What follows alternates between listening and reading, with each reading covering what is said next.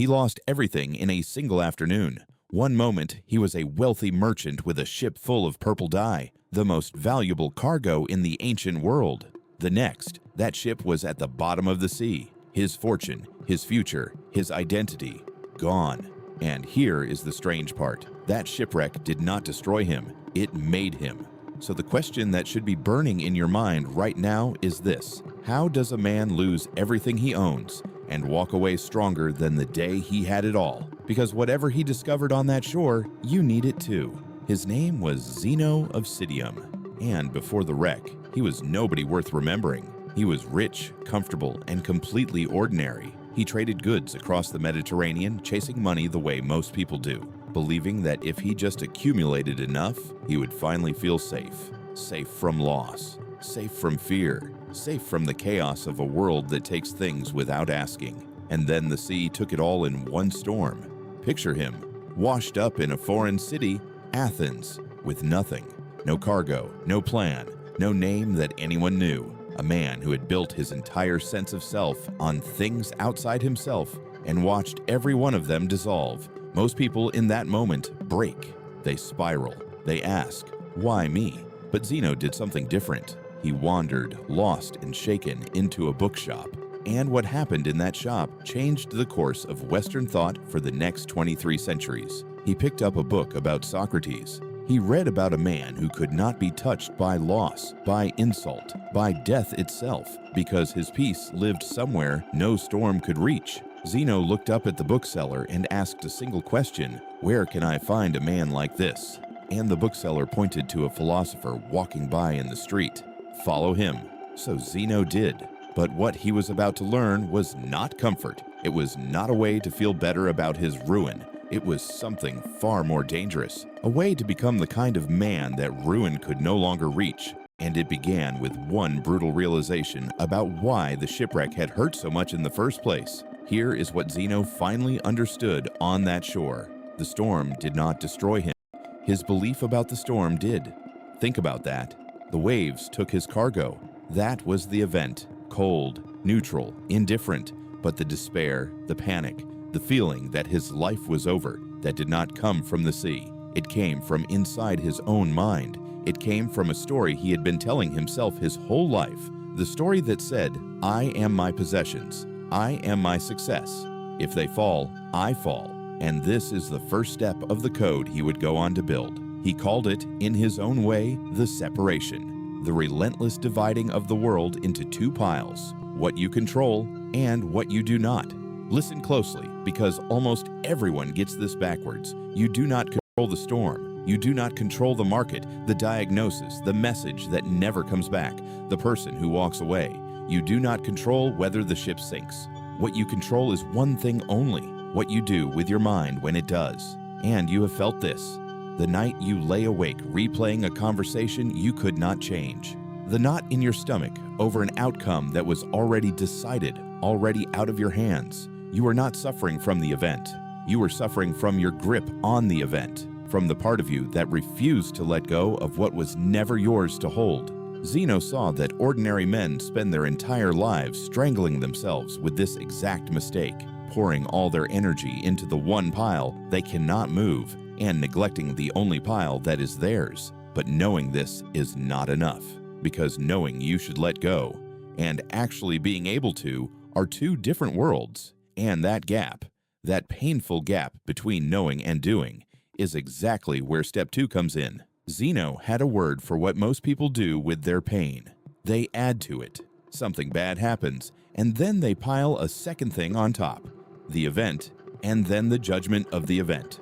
The rain falls, and then you say, "This is a disaster, my whole day is ruined." Notice what happened there. The rain was just rain. You made it a catastrophe. And this is where the Stoics discovered something that modern science would not confirm for another 2,000 years. There is a gap, a small, almost invisible space between what happens to you and how you respond to it. Most people never see this gap.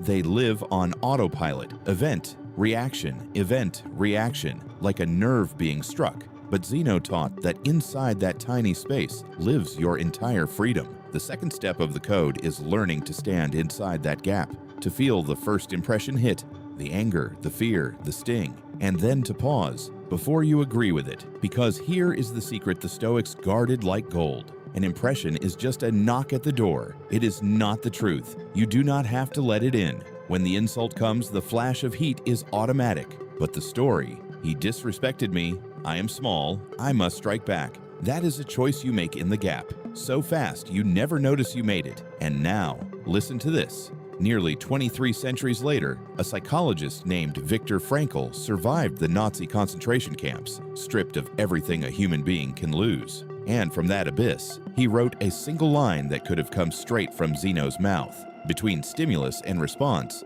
there is a space. And in that space is our power to choose our response. The men who survived the camps, Frankl observed, were not the strongest bodies. They were the ones who kept command of that inner space, who refused to let their captors dictate what happened inside their own minds. This is not soft philosophy. This is the hardest, most tested truth we have. Modern cognitive therapy, the most proven psychological treatment on earth, is built on this exact idea. It is not events that disturb us, but our judgments about events. That sentence was written by a Stoic named Epictetus, and it is now the foundation of how we treat anxiety and depression across the entire world. Zeno was right. He was just 23 centuries early, but there was still one more step, because seeing the gap and standing in it still leaves a question unanswered. What do you actually do once you are standing there? And Zeno's answer is the part that turns a calm man into an unbreakable one. The third step is the one nobody expects. You would think the goal was to feel nothing, to go numb, to armor up so hard that life bounces off. But that is not what Zeno taught at all. The third step is to take what remains and act, to pour every ounce of your energy into the one pile that is yours. Zeno lost his fortune, and he did not spend his life mourning the ship. He looked at what he still controlled, his mind, his choices, his response, and he built something with it. He started teaching. On a simple painted porch in Athens, a covered walkway called the Stoa, he gathered students and shared what the wreck had taught him. That porch gave the philosophy its name, Stoicism, a word the whole world still speaks, born from the worst day of one man's life. Do you see the pattern now?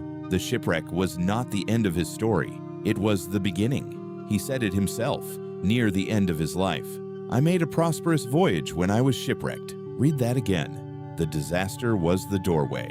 And here is where it all comes back to you. Think of the thing you are most afraid of losing right now. The job, the relationship, the health, the image of yourself you have been protecting.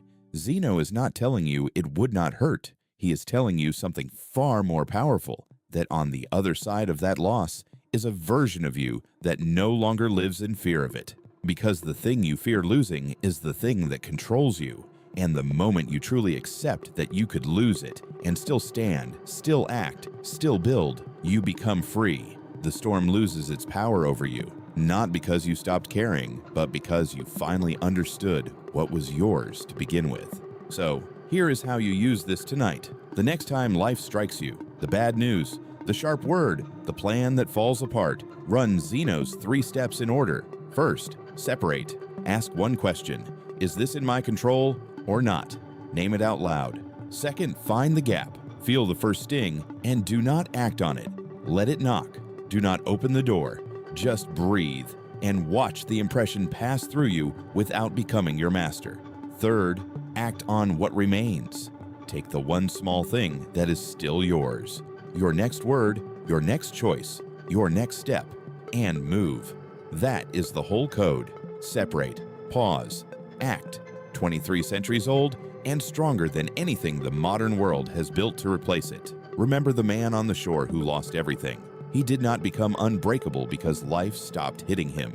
He became unbreakable because he finally understood which part of him could never be touched. And so can you. The storm is coming for all of us. The only question is who you will be when it arrives. If this reached something in you, stay a while, subscribe, and let the next lesson find you when you need it most.